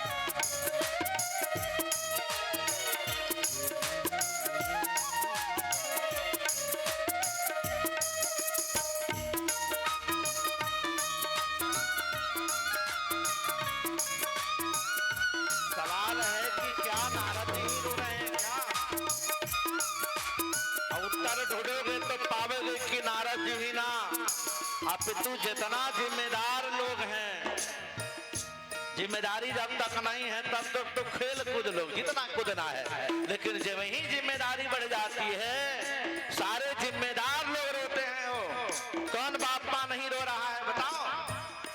कौन माता पिता अपने बच्चों से आज नहीं रो रहे हैं? पर बात यह है कि आखिर रोना क्यों पड़ रहा है? तो रोना इसलिए पड़ रहा है क्योंकि हमने अपने पूर्वजों की एक भी बात नहीं मानी है, अपने ऋषि महर्षियों की एक बात नहीं मानी, हमने शास्त्र पुराण को नहीं माना। और जब से हमने इनको छोड़ा है ना, अब रोने के सिवा क्या करोगे? तो बैठ के ताल बजाओगे, रोना ही पड़ेगा। हल बात संतन की हम भूल गए, हल बात संतन की हम भूल गए। पछतात बानी का गई, पछतात बानी का गई। हल बात संतन की हम भूल गए, पछताते बानी का गई। सत्य बाटे प्रभु के चरण बाबू दुनिया में शोर हो गई, तो अवतार नारद मानवा हो, दुनिया में शोर हो गई। केहू नहीं मानेला कहनवा हो, केहू नहीं मानेला कहनवा हो। दुनिया में शोर हो गई, अवतार नारद मानवा हो, दुनिया में शोर हो गई। देखते हैं खूब पैसा लुटाते हो। वाह! अब बताइए आप क्या बना रहे हो बचवा को? इसलिए यदि नहीं रोने का जी है तो लेके आओ और आगे बैठाओ। सठ सुधरी सठ संगत पाए।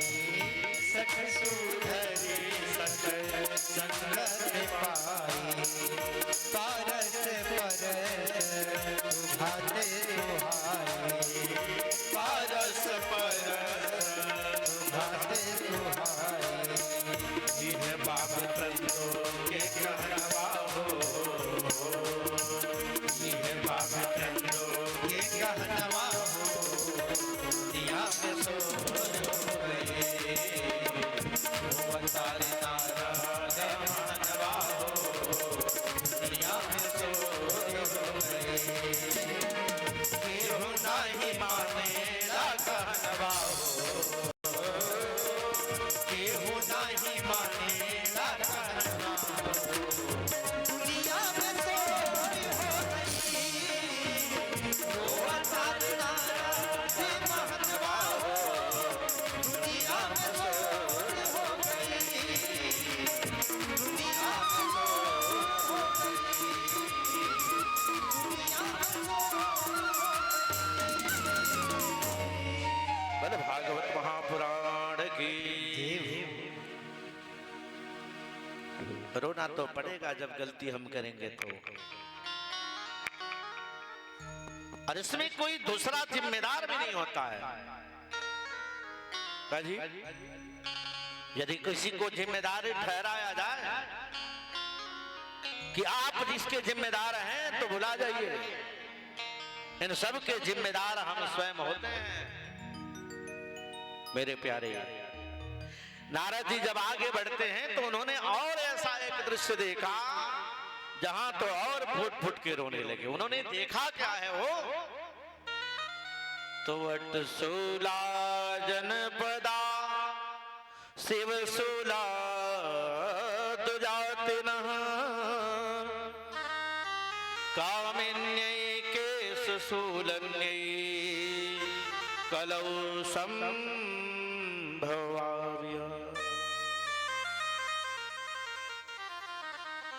दिन रात परिश्रम करने वाला किसान मेहनत करके अपने खेतों में बढ़िया अन्न पैदा करता है और वहां से लाके उसे ले जाके बाजार में बेच देता है, इस लोभ में कि पूरा मोटा माल मिलेगा। और 2-4-5 साल तक जमा करते करते जाएगा और 2-4-5 साल जमा करने के बाद इस रुपये का ऐसे जगहों पर खर्च कर देगा जिससे रुपया का सर्वनाश हो जाता है। बोलो राधे राधे।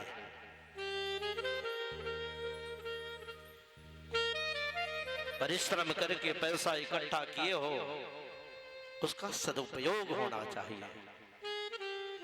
यदि रुपये का दुरुपयोग हो रहा है तो फिर आपके परिश्रम का क्या फायदा है? काहे लिए? पर होता नहीं है ऐसा। विवाह शादी करोगे ना तो 2-4-5 हजार रुपये का पटाखा जरूर उड़ा दोगे, लेकिन यदि कोई मांगने वाला आ गया कि महाराज आपकी बेटी की शादी है, मुझे एक कपड़ा दे दो, तो आप वहां से उसे भगा दोगे। अरे देना है तो उसी पटाखा बजाने वाले को एक कपड़ा देना दो, उस कपड़े से उसका शरीर तो ढकेगा।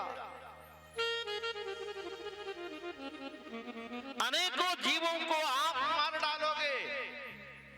और पता है आजकल तो सच में किसी की शादी विवाह नहीं हो पा रही हो, आज तो केवल अपराध इकट्ठा किया जा रहा है। और यही कारण है कि वर और वधू आज के विवाह के 1-2 महीने के बाद आपस में लड़ाई झगड़ा करने लगते हैं। यदि किसी वर और कन्या के विवाह के समय पे 5 को बकरा कटवा दीजिएगा तो 5 को हत्या का जुर्म लगता है, अपराध लगता है उन दोनों के ऊपर। और कौन माफी दिलवा सकता है भगवान के हाथ से? बताओ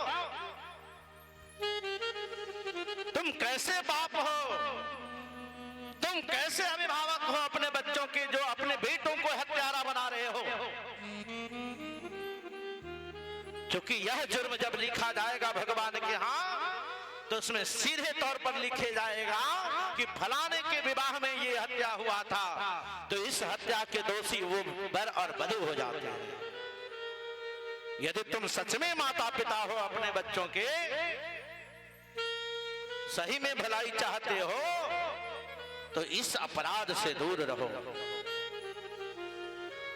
पर प्रायः जगहों पर आजकल तो कहीं बारात जाने का भी मन नहीं करता है। खास करके मैं अब जाना ही लगभग छोड़ दिया। आंगन में एक जगह आप गणेश जी को रख के आप वहां कलश रख के पूजा करते हो, और वही दूसरे तरफ कई जीवों को मारते हो। क्या भगवान आपको छोड़ देंगे? बताओ मेरी माताएं बहनों, क्या छोड़ देंगे भगवान? नहीं छोड़ सकते। नारद जी रो रहे हैं।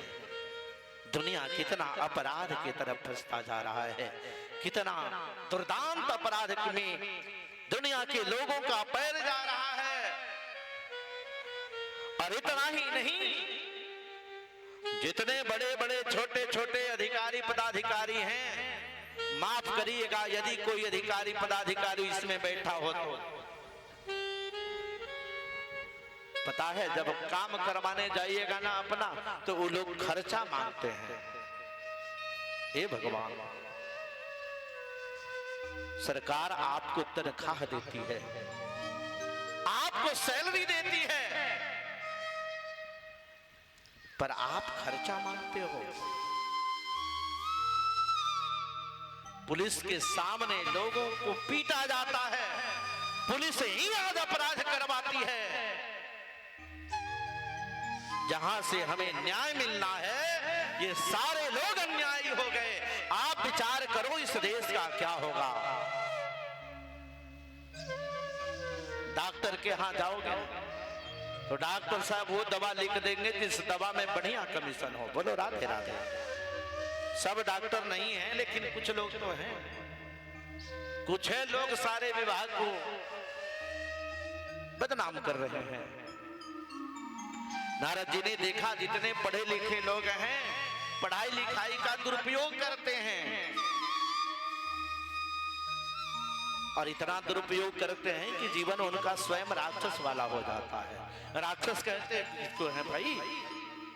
राक्षस का अर्थ क्या होता है जी? तो साक्षरा विपर्यता गया राक्षसा एव लक्षसे। साक्षरा शब्द लिखिएगा और एक बार उसको उलाट के भी लिख लीजिएगा। साक्षरा शब्द जब उलाटिएगा तो राक्षसा शब्द बन जाती है। भाई जब तक हम अज्ञानी हैं, यदि हमने कोई गलती कर दिया तब तो माफी है। भगवान भी सोचेंगे चलो ये पढ़ा लिखा नहीं है, पता नहीं है, कर दिया होगा। लेकिन जानने के बाद भी अगर हम गलती करने लगे, जैसे सिगरेट और बीड़ी पर लिखा रहता है तंबाकू खाने वाले, नसरुद्दीन जी की तरफ से भगवान की पावन कथा में बहुत सारा चढ़ावा, भगवत कृपा बनी रही है, हमारी कामना है। आप जिस चीज को खाते हो ना उस पर लिखा रहता है। अब मंटू दुबे जी आपकी तरफ से भी बहुत बहुत चढ़ावा है, भगवत कृपा बनी रही है, हमारी कामना है। कंपनियां लिखी रहती है कि स्वास्थ्य के लिए हानिकारक है। अनपढ़ आदमी तो नहीं पढ़ा है, खाएगा चलो, लेकिन आपने पढ़ा है तो आप पढ़े जरूर होंगे, और पढ़ने के बाद भी आप उसको खा रहे हैं, इसका मतलब क्या है? हो आप जानबूझ के गलती कर रहे हैं ना, है ना?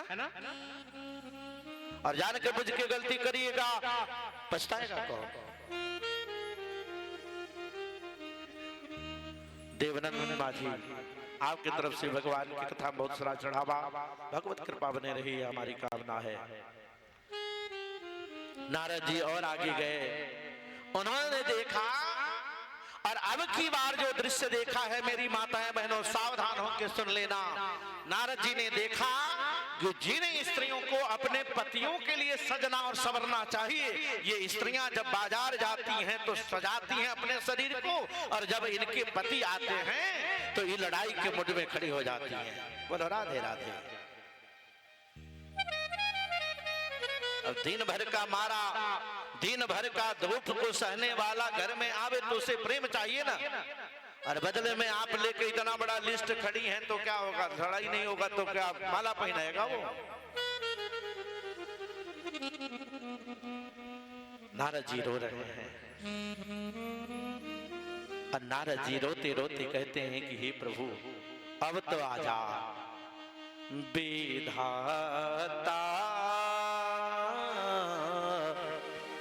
अवनत काम गड़बड़ाता, विधाता अवनत काम गड़बड़ाता, विधाता अवनत काम गड़बड़ाता।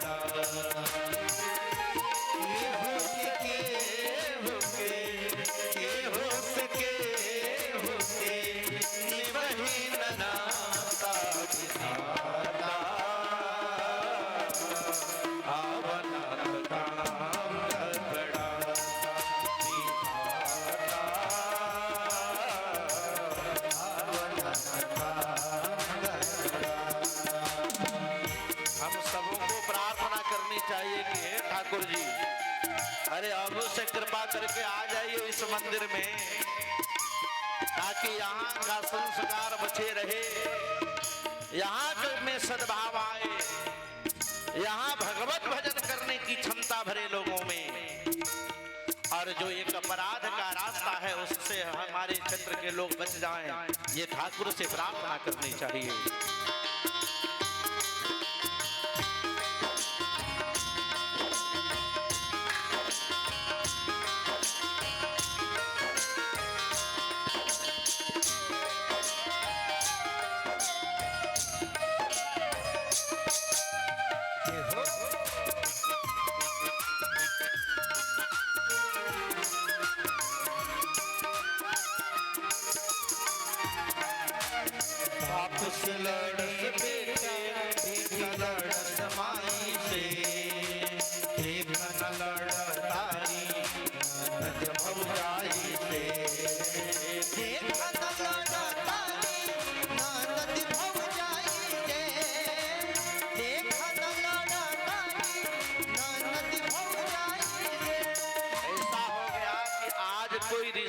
समझ में नहीं आता है मेरी माताएं बहनों। बाप से बेटा की लड़ाई, अब बेटी के महतारी से लड़ाई, और ननद भौजाई वाली लड़ाई तो लिख के पता पड़े बा। बाप से लड़स बेटा, बेटी लड़स माई से,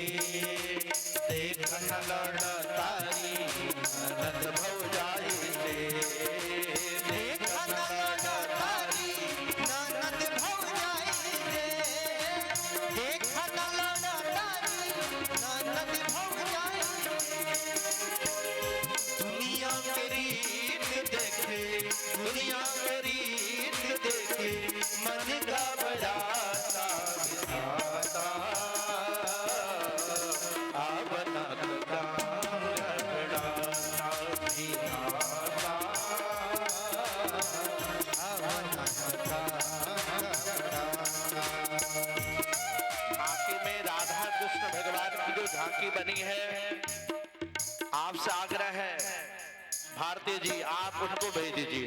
राधा कृष्ण की जो झांकी बनी है।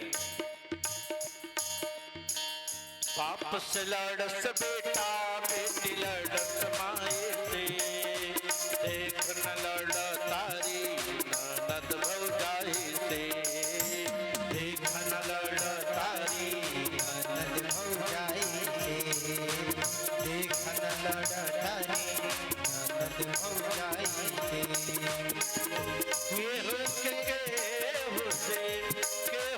केहू से निबही न नाता विधाता, आवनत का बड़ाता विधाता, आवनत का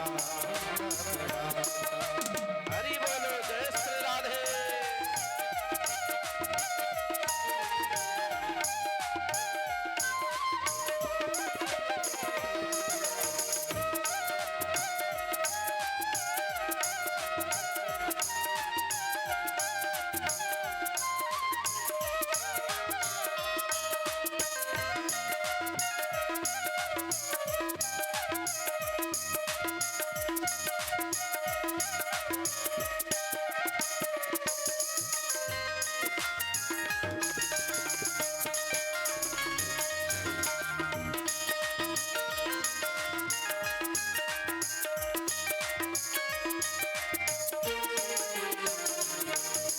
धीने धीने लुगवा घायल जाता पापी, देख करी नीति मनव जाता मोर कापी, देख करी नीति मनवा जाता मोर कापी, देख करी नीति मनवा जाता मोर कापी। धीने धीने लुगवा घायल जाता पापी, देख करी नीति मनव जाता मोर कापी, देख करी नीति मनवा जाता मोर कापी, देख करी नीति मनवा जाता मोर कापी। पल पल में लोग बन के, पल पल में लोग आएंगे, रहिया भुलाता विधाता, आवनत का बड़ाता विधाता, आवनत का हरि बोलो जय श्री राधे।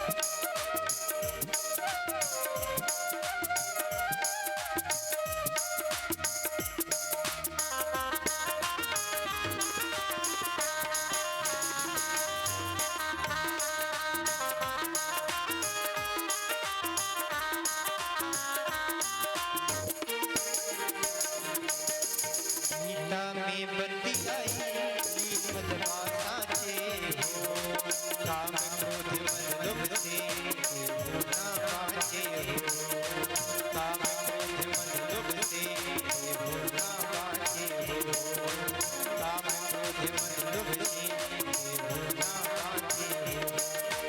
गीता में बतियाई लिखल बा साँचे हो, काम क्रोध मद लोभ से होना बाजी हो, काम क्रोध मद लोभ से हो ना बाचे हो।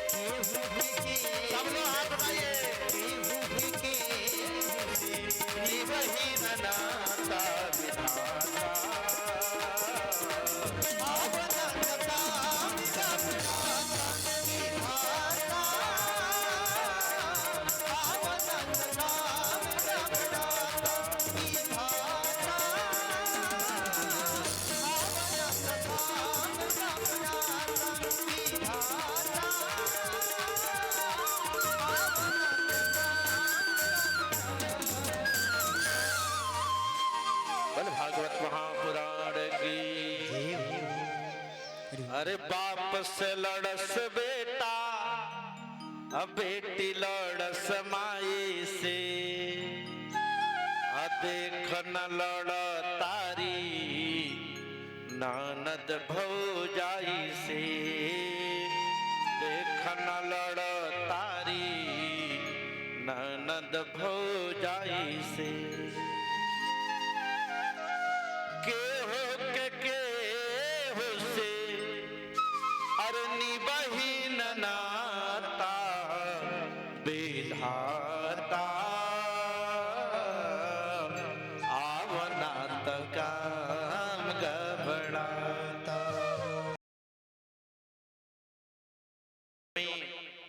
कि श्री सूत जी महाराज कहते हैं कि हे ऋषियों, बाद में नारद जी घूमते घूमते गए बद्रिकाश्रम, और उसी बद्रिकाश्रम में सनक सनंदन सनातन सनत कुमार चारों भाइयों से मुलाकात हुई, और उनसे जाकर के पूछा।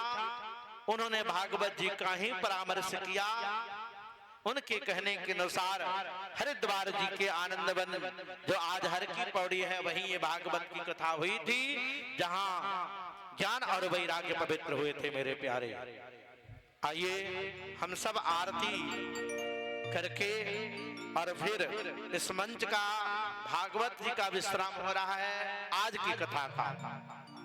इसके बाद इन कलाकारों के माध्यम से हम बहुत बढ़िया झांकी और भगवान के दिव्य भजन का श्रवण करेंगे और दर्शन करेंगे। आइए आरती करते हैं। बैठा दीजिए, बैठा दीजिए, कुर्सी पर बैठा दीजिए। सभी लोग अपने अपने स्थान पर खड़े हो जाएंगे। हाँ, कुर्सी पर बैठा दीजिए। आप सभी खड़े हो और जाइए। आप सब लोग खड़े हो जाइए। राधे कृष्ण भगवान की भागवत जी की आरती हो रही है। यदि आप लोगों को आरती करनी हो तो आगे भी आ सकते हो।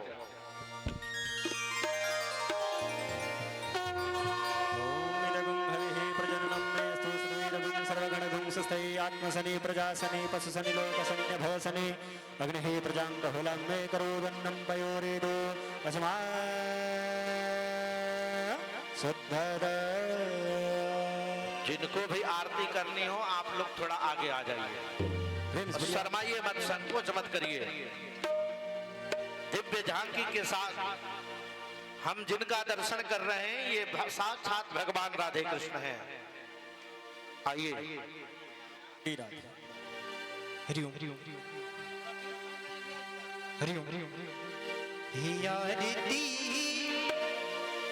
हे आरती, जय हो राधे श्याम आपकी आरती।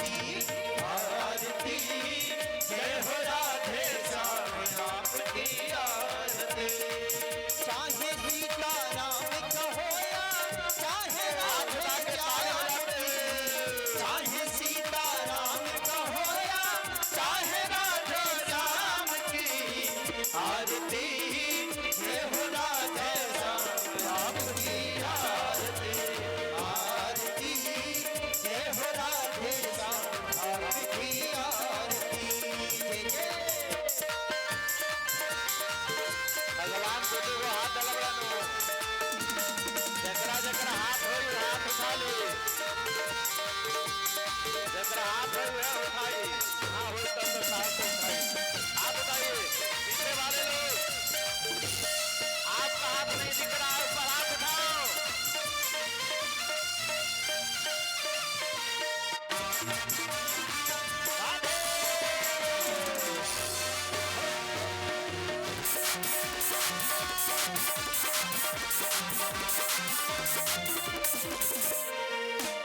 आरती श्री हनुमान जी को भाए।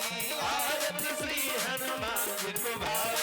आरती श्री हनुमान जी को भाए। आरती श्री हनुमान जी को भाए। अंजनी पुत्र पवन कहलाए। अंजनी पुत्र पवन कहलाए। अंजनी पुत्र पवन कहलाए। अंजनी पुत्र पवन कहलाए। आरती श्री हनुमान जी को भाए। आरती श्री हनुमान जी को भावे। अंजनी पुत्र पवन कहलाए। अंजनी पुत्र पवन कहलाए। चाहे सीता राम कहो या चाहे राधे श्याम की